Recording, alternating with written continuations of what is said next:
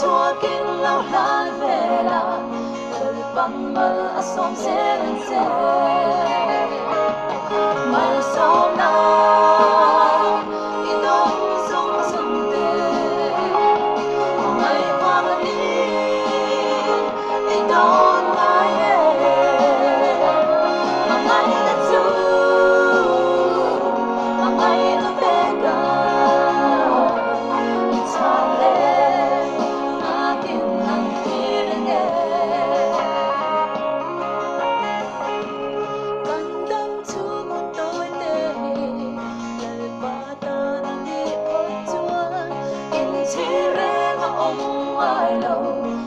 ôi na khi mà lâu đi rồi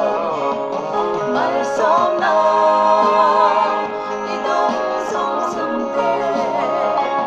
mà mây hoa ngân đi đón mai mà mây đã chú mà mây đã về cả cha lệ mà kim lần